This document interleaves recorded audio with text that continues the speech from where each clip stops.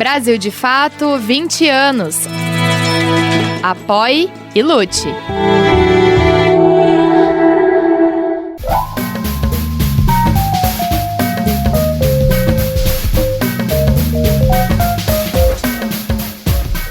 Olá a todas e a todos, está começando agora mais um Brasil de Fato Entrevista e hoje a nossa conversa é com o cineasta Kleber Mendonça. Tudo bom, Kleber? Como vai? Tudo bom falar com vocês. Kleber de Mendonça Vasconcelos Filho é diretor, produtor, roteirista e crítico de cinema. Na extensa lista de filmes estão sucessos como O Som ao Redor e Aquários, aclamados internacionalmente, além de Bacurau, que ganhou o prêmio do júri no Festival de Cannes de 2019.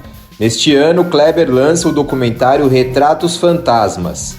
Kleber, obrigado por ter aceitado o papo aqui com a gente. Ainda está na pré-estreia, né? Então ainda não está muito corrido, mas em breve imagino que a agenda vai ficar mais complicada. Você lança no próximo mês de agosto agora teu novo filme, Retratos Fantasmas, que eu pude assistir aqui uma prévia e é fantástico, assim, como o teu trabalho é fantástico, a maneira, a narrativa, tá tudo ali no teu trabalho, tá tudo muito amarrado ali. É uma ode ao Recife antigo, aos cinemas de rua, um recorrido pelas tuas memórias, também a maneira de entrelaçar, como você foi entrelaçando os teus filmes, a tua história cinematográfica por meio de um apartamento, por meio de uma visão, uma janela do Recife para o mundo.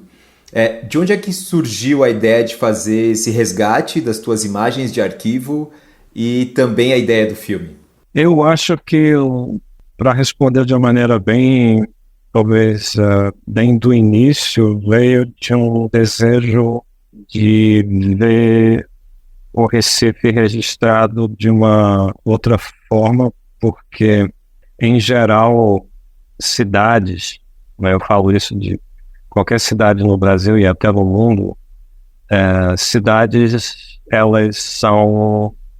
Existe uma representação visual, né, do ponto de vista de arquivo de cada cidade, e o Recife, ao longo de muitos anos, é representado por na minha opinião, um grupo muito pequeno de imagens, né, quando você fala do passado da cidade.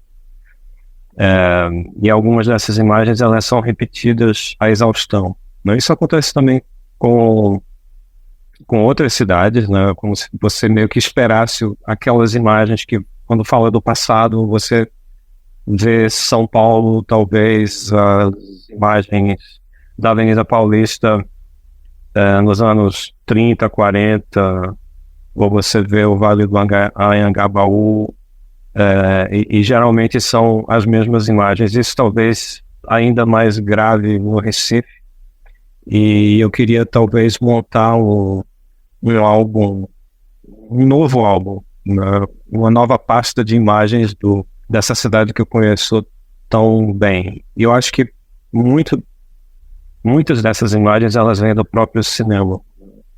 O cinema feito em Pernambuco, a televisão feita em Pernambuco, mas não as imagens que a gente conhece da televisão, muita coisa que eu encontrei ao longo dos anos.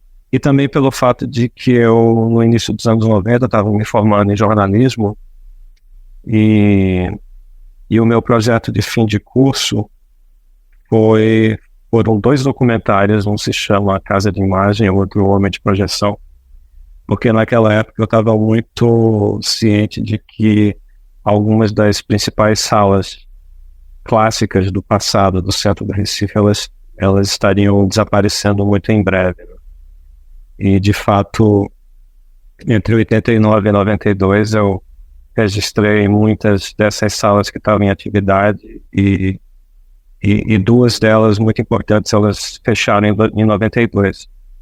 Então, eu passei alguns anos filmando essas salas em VHS, com a câmera muito simples, e também fotografando com fotografia estilo 35mm.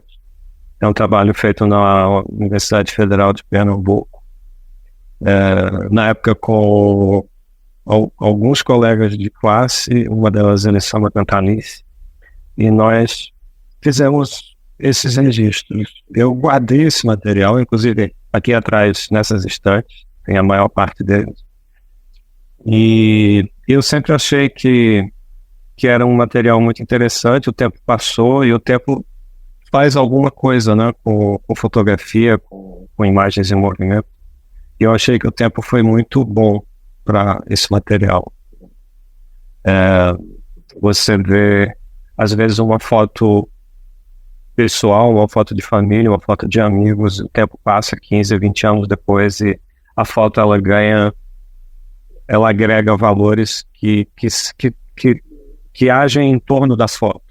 Vou aproveitar que a gente está falando sobre Recife para trazer um convidado para a nossa conversa, o repórter Daniel Lamir, que é nosso correspondente em Recife, e acho que ele vai amarrar um pouco do que a gente falou aqui numa pergunta para você. E aí, Zé, tudo bem?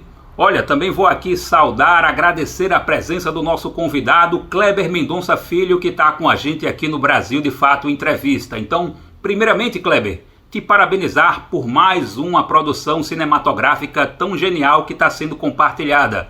E eu posso dizer o seguinte, eu, como uma pessoa daqui do Recife, o filme me tocou profundamente, né, como uma homenagem à cidade. Eu diria até, de repente, uma carta de amor ao Recife, mas a gente não entende esse amor como algo só glamour. Pelo contrário, a gente entende isso como se colocar os desafios contra a parede, né? Como uma ideia de convocação pela alma da cidade.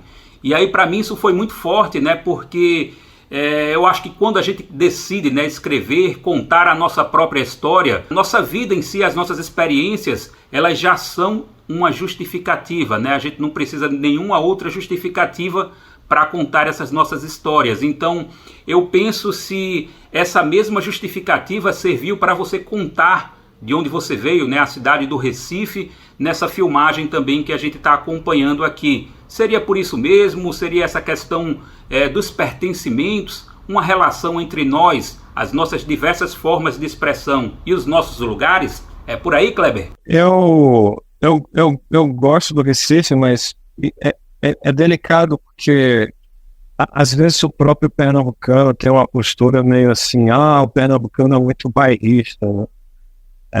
Mas eu acho que às vezes uma frase dessa tem um pouco de provincianismo, porque é muito importante você desenvolver uma relação com a sua cidade. Eu tenho uma relação que eu acho que é muito boa com essa cidade do Recife, como eu também tenho minha própria relação com o Rio de Janeiro. São cidades onde eu nunca morei, mas eu vou muito, né? Eu já desenvolvi existe um Kleber que tem um carinho grande por São Paulo, sem nunca eu dizer que São Paulo é a cidade mais incrível do mundo e é a cidade mais foda do mundo e não existe nada além de São Paulo. Eu acho que eu sou também crítico em relação a São Paulo, como eu posso ser talvez crítico em relação ao Rio de Janeiro. E eu sou, claro, muito crítico em relação ao Recife. Mas o que me chama a atenção no Recife é que eu acho que é uma cidade que está numa eterna luta. Talvez todas as cidades talvez as cidades lutem contra elas próprias, mas o Recife eu vejo essa luta de maneira muito clara, né? Existe um lado no Recife que eu acho que é terrivelmente tacanho e atrasado e provinciano, e existe um outro lado no Recife que luta contra esse lado, que eu acho que é muito bom, é muito interessante e forte, né? E tem uma personalidade muito forte. Por exemplo, nós, em tratando-se da ideia da sala de cinema, né? A sala de cinema, hoje, uma sala construída no final dos anos 40 ou no início dos anos 20, obviamente é uma sala de perfil histórico, né? Nós temos duas. Nós perdemos muitas, mas nós temos duas, a 250 metros uma da outra. O São Luís e o Parque. É o Parque que vai ter a pré-estreia pernambucana do filme, que foi restaurado há pouco tempo, há menos de 2 anos, numa restauração nível realmente muito alto, internacional, muito bem equipado. Uma sala que inaugurou em 1919, já tem não sei se são 105 ou 106 anos, 104 ou 106 anos. Não sei se foi 1917 ou 1919. E é um lugar muito especial no centro do Recife. Então, esses espaços de resistência, eles existem aqui E não é por sorte apenas. Eu acho que houve realmente um tiroteio de ideias, né, para manter esses espaços, né?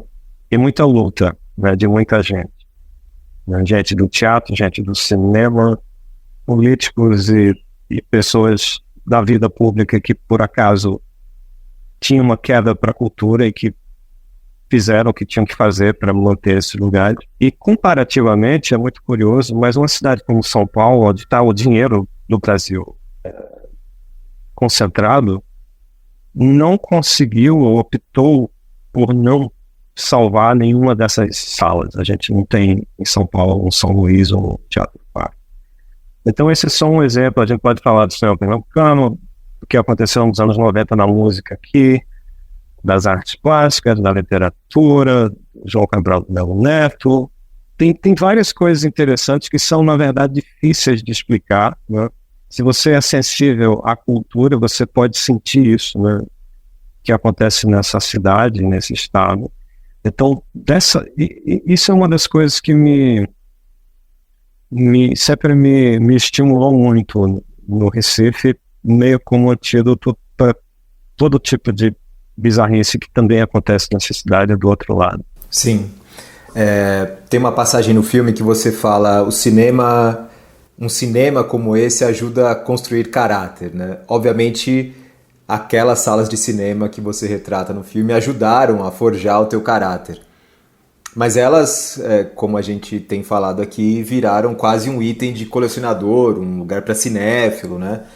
Você citou São Paulo, tinha uma sala em São Paulo, um cinema histórico, que virou filmes para maiores de 18 anos e foi se mantendo assim durante muito tempo. Eu, inclusive, cheguei a conversar com os proprietários até a hora que eles não conseguiram mais sustentar, não tinham apoio público para manter essa casa como um lugar de arte e cultura, né? Eles são importantíssimos, guardam as nossas histórias, carregam um legado artístico importante e sentimental também, muito grande. Qual que é a importância de manter esses cinemas de pé? O São Luís passou por uma batalha grande, né, nos últimos anos também. É muito importante, talvez, conversar sobre isso a partir do filme. O filme talvez seja uma boa oportunidade de estimular algumas conversas, porque tem muita gente que começa essa conversa de maneira completamente equivocada, né? O ponto de vista é sempre o do mercado. Então a ideia é assim, qual o sentido de manter um São Luís aberto se tem tantas salas no multiplex? A ideia não é essa. A ideia, na verdade, é um investimento em cultura. É um investimento em educação e formação de público, um investimento na ideia da cultura. Então, no mundo inteiro, isso não é só no Brasil, no mundo inteiro, na Austrália, no próprio Estados Unidos, na França, na Inglaterra, quando uma sala como essa é salva e ela volta como uma sala, essa é a questão, uma sala pública, esse é um investimento que precisa acontecer, né? Não significa que o tempo todo, durante anos, será um poço de dinheiro, né, onde uma associação, ou a prefeitura, ou o governo do estado, ou o governo federal vai estar jogando dinheiro nesse buraco. Não é isso. Inclusive, com a construção de um público, a sala tem a tendência de se tornar sustentável, né? Mas é também um investimento, um pouco como se investe, ou se devemos investir em escolas e bibliotecas. Então, se você tem um centro de cidade que passa por espaços de cultura, esses espaços de cultura são um investimento inteligente para continuarem existindo. Eu acho que o São Luís ele é um grande exemplo disso, né, no Brasil. Antes da pandemia, porque obviamente depois da pandemia houve uma queda na frequentação, e também o São Luís agora está passando por um processo de restauração e de reforma. Mas na última década, o São Luís virou um exemplo de programação no Brasil. Não só ele criou um próprio microclima para filmes de Pernambuco, mas ele também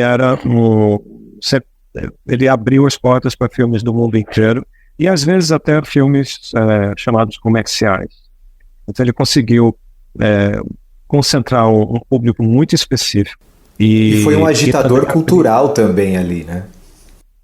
É totalmente um agitador cultural, e ele concentrou também os festivais de cinema e de audiovisual que geralmente acontecem no segundo semestre. Então, no segundo semestre é uma sequência de 9 ou 10 festivais, inclusive o Janela Internacional de Cinema do Recife, que é o festival que eu faço com ele, e é um grupo maravilhoso de colaboradores e colaboradoras desde 2008. E é incrível ver aquela área ali com 1.000 pessoas numa fila esperando que outras 1.000 pessoas saiam da sessão que está terminando. Então é uma real demonstração de vida num lugar que, se não existisse, estaria completamente deserto. Então o investimento numa sala desse tipo não deve nunca passar pela ideia comercial de dar lucro ou de ser sustentável do ponto de vista de mercado, né? Deve ser inicialmente como um trabalho de cultura, de investimento na cultura e de formação de público. A partir daí, ele ganha uma certa sustentabilidade. Aproveitando que a gente está falando sobre cultura, especialmente o cinema sofreu extremamente nos últimos 4 anos, né, com um desmonte absurdo. O Ministério da Cultura sofreu um desmonte, não existiu nos últimos 4 anos. E agora tem sido reconstruído aos poucos, enfim, acho que há muito entulho para ser retirado ainda e para que chegue a um funcionamento ordinário, normal. Como é que você tem acompanhado essa retomada desses projetos importantes? Acho que ainda há muito a ser feito, né? A gente não deve nunca esquecer o que aconteceu e não são 4 anos. Eu colocaria aí os 2 anos do governo Temer, que foram um desastre, e foi exatamente quando começaram todos os ataques contra a cultura feita nesse país. Mas esses 6 ou 7 anos, eles não devem nunca ser esquecidos, mas por mais que tenha sido difícil para todo mundo, eu sempre falava que era um pouco como um equipamento muito sofisticado que algumas pessoas sem nenhuma noção decidiram desligar da parede, enrolar o fio e colocar no almoxarifado, né? E eu sabia que uma vez que voltasse uma ideia de sociedade democrática no país, onde a cultura, a educação, a saúde são de fato valorizados, porque isso está na Constituição, que o novo governo, que no caso terminou sendo o governo de Lula, abriria o almoxarifado, pegaria esse equipamento de volta, tiraria o plástico de cima, se é que colocaram plástico, colocaria na parede e voltaria a funcionar. E é isso que eu acho que está acontecendo. Porque desde o início de janeiro, o Ministério da Cultura, agora com Margareth Menezes, a ministra, tomou todos os procedimentos, seguiu todos os procedimentos de quem está reconectando a cultura do país, né?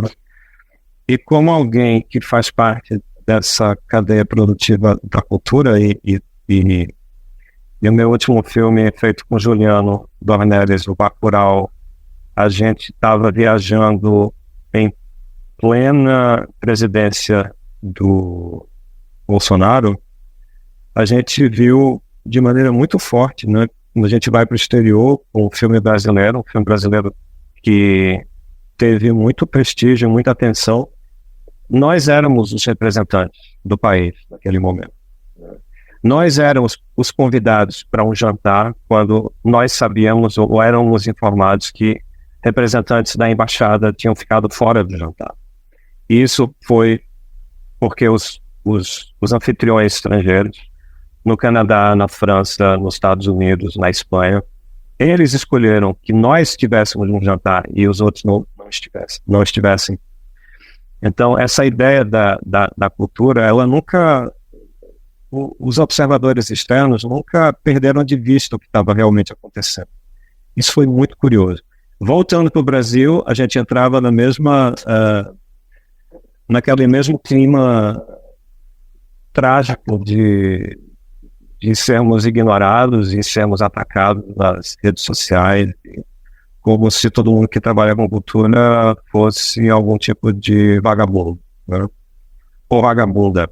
Então, é muito importante entender que isso passou, não esquecer que isso foi feito com a cultura do país, que é um dos maiores bens que esse país tem, mas ao mesmo tempo eu acho que agora nós voltamos a funcionar normalmente, né, dentro de uma visão democrática da sociedade. E acho que você falou uma coisa muito interessante que eu ia te perguntar sobre isso. Nesses anos onde a cultura foi mais atacada, também o cinema brasileiro ganhou um prestígio absurdo fora do país. Você, Karim, entre tantos outros, receberam prêmios importantíssimos, né? Você acabou de falar sobre Bacurau, ganhou prêmio em Cannes, Karim ganhou prêmio em Cannes. Por que vocês conseguiram driblar esse período mais difícil, um remar contra a maré, né? Bom, em primeiro lugar, quando o golpe aconteceu em 2016, nós estávamos exatamente numa safra, uma colheita de safra que vinha sendo estimulada ao longo de muitos anos, né? Você fala em mim, em Karim, mas há um grupo de, não sei, 10 ou 15 cineastas, homens e mulheres no Brasil, que também foram desenvolvendo seus projetos, que vieram do curta-metragem, inclusive pela primeira vez na história do cinema brasileiro, já com um toque de diversidade que não existia antes, né? De regiões muito distintas, né, no Brasil, de talvez começando a ter um corte de origem social já mais diverso também. E 2019, quando Bacurau estava na competição em Cannes e A Vida Invisível no A Certain Regard, foi um ano onde o Brasil se destacou muito, não só em Cannes, mas em Locarno, em Berlim. Berlim, se eu não me engano, teve 19 filmes brasileiros em múltiplas secções do festival. E aí foi exatamente quando o golpe aconteceu e entraram, não tenho nem palavra para descrever essas pessoas cuja missão era basicamente desativar o cinema brasileiro, uma espécie de colônia interna de cupim dentro da própria máquina de estímulo e de apoio à ideia de uma cultura brasileira múltipla. Então, para responder a sua pergunta, eu acho que durante a pandemia todo mundo, durante a pandemia do Covid-19 e durante a pandemia política pela qual o Brasil passou, todo mundo meio que se segurou para não entrar em colapso, né? E não foi fácil, porque a gente conhece muita gente que trabalha, né? Eu trabalho com muita gente, eu já trabalhei com muita gente, e você fica sabendo que fulano está fazendo Uber e que fulana está cozinhando, porque simplesmente os projetos todos secaram, né? Os projetos, eles são parte de uma cadeia produtiva, são parte de uma indústria, né? Nós trabalhamos como qualquer brasileiro ou brasileira trabalha, né? Só que eu trabalho com audiovisual, eu escrevo filmes, eu passo meses na montagem de um filme, passo meses na filmagem de um filme, passo meses escrevendo um filme. É assim que eu trabalho, e cada um dos colegas que trabalham com cinema tem cada um a sua fórmula de trabalhar, né? E foi muito, muito difícil ficar ouvindo coisas, sabendo que fulano está completamente distante agora da área de produção, porque está precisando ganhar algum dinheiro e trabalhando com construção.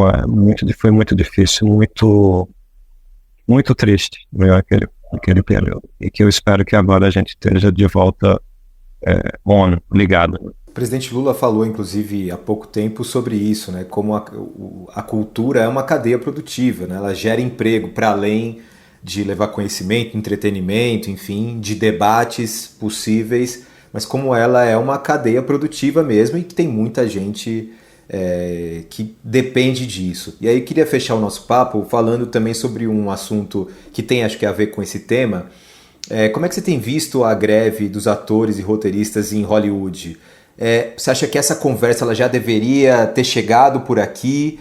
Ou ela vai chegar aqui em algum momento? Ou a nossa realidade é tão diferente assim que o mercado brasileiro não absorve esse tipo de impacto? Não, ela não é. A nossa realidade não é tão diferente assim, não. A única diferença é que eles estão já discutindo isso, né? Só para lhe dar uma ideia, eu uso nos meus filmes a mesma câmera que é usada em filmes em Missão Impossível, né? A questão da tecnologia, ela está muito padronizada de uma certa forma. E eu consigo totalmente ver streamers em projetos brasileiros, grandes redes de TV aberta que trabalham com teledramaturgia, indo para a inteligência artificial, e pessoas, artistas, atores, atrizes, talvez até diretores de arte, né, que dão aos poucos perceber que seus trabalhos foram copiados, né, foram recortados, e agora estão sendo usados numa novela, quando na verdade a pessoa fez para um filme, ou talvez eu tenha até feito uma peça de teatro, mas naquele momento lá, anos atrás, quando a pessoa assinou aquele contrato, tinha bem pequenininho lá, nos termos e condições, você não tinha se ligado, mas estava escrito lá que o trabalho feito para esse projeto poderá ser copiado, reutilizado, reprocessado, remixado para toda a eternidade em todos os territórios conhecidos pela raça humana e outros que ainda serão descobertos, que é basicamente o termo que os estúdios americanos têm utilizado para algumas dessas questões, já embutindo questões de tecnologia. Então, essa discussão, ela vai chegar muito rapidamente à nossa realidade de produção, e eu acho que eu entendo completamente o que está acontecendo com os atores e roteiristas. Existe uma concentração gigantesca de dinheiro, claro, a gente está falando de capitalismo, em Hollywood, e eles sempre encontram uma maneira de pagar muito pouco, né, a quem participa de projetos assim. Eu, claro, como realizador, eu quero que cada filme novo meu seja um novo trabalho. Eu não consigo me imaginar recortando um colega ou uma colega para usar num outro filme. Eu acho isso completamente estranho. Mas eu acho que muito rapidamente essas questões elas devem vão começar a ser discutidas aqui no Brasil. Kleber, muito obrigado por essa conversa, viu? Obrigado, eu agradeço. Foi muito bom conversar com você. Obrigado demais. E a você que nos acompanhou até aqui, também muito obrigado. Na próxima semana voltamos com mais uma entrevista. Você pode conferir mais conversas como essa no YouTube, Spotify, Deezer e outras plataformas do Brasil de Fato. Direção e entrevista José Eduardo Bernardes. Coordenação de rádio Camila Salmásio. Coordenação de audiovisual Monize Ravena. Coordenação de redes sociais Cris Rodrigues. Direção executiva Nina Fidelis.